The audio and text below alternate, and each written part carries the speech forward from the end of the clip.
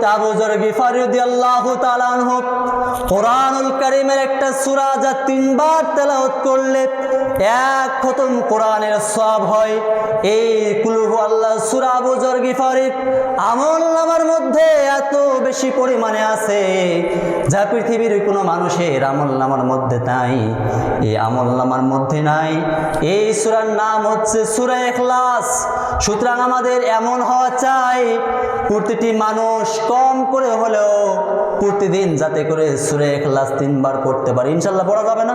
ইনশাআল্লাহ। প্রতিদিন কম করে হলেও যাতে করে আমরা সূরা ইখলাস 3 বার পড়তে পারি, এই মন মানসিকতা, এই নিয়ত করি যে প্রতিদিন কুল হুয়াল্লাহ নামের সূরা, এই সূরা প্রতিদিন আমি 3 বার করে, একবার হলেও পড়ব, দিনে একবার হলেও 3 বার পাঠ করব। কি পারবো না? ইনশাআল্লাহ একবার পাঠ করব, একবার।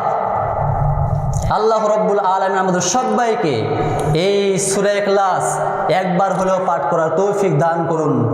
অর্থাৎ 3 বারে একবার, মানে 3 বার পড়বেন দিনে একবার। কয়বার? কম করে হলো কয়বার? একবার। 3 বার একবার। আল্লাহ রাব্বুল আলামিন আয়াতের মধ্যে কি বলতেছেন?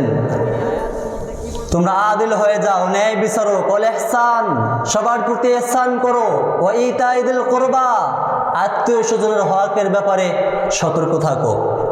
আল্লাহ রাব্বুল আলামিন আমাদের সবাইকে এই আয়াতের উপরে আমল করে আত্মীয় স্বজনের হকের ব্যাপারে অটুট থাকার তৌফিক দান। আবু যর গিফারী রাদিয়াল্লাহু তাআলা আনহুকে জল্লাদ যখন ফাঁসির মঞ্চে তুলবে, মদিনার সমস্ত মানুষগুলো কান্নায় ভেঙে পড়লেন, বেকুল হয়ে গেলেন।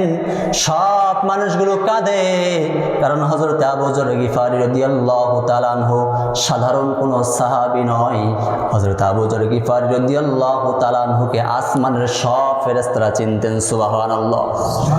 একদিন আল্লাহ রাসূল সাল্লাল্লাহু আলাইহি ওয়াসাল্লামের কাছে জিবরাইল এসে বলে, ইয়া রাসূলুল্লাহ, ওই যে আপনার সাহাবী আবু যর হেঁটে যায়।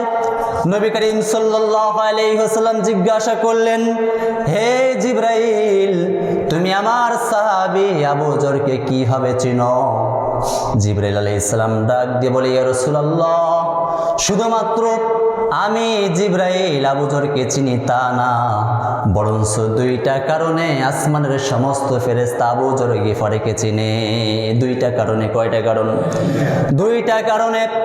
1 নাম্বার কারণ হচ্ছে আবু যর গিফারী নিজেকে এমন ছোট ভাবে, আবু যর মনে করে আল্লাহ রাব্বুল আলামিন যদি জাহান্নামে দেওয়ার জন্য কোনো মানুষকে তৈরি করে থাকে, আর সেটাই মনে হয় আমি আবু যরকে তৈরি করেছে, নিজেকে এমন ছোট মনে করে।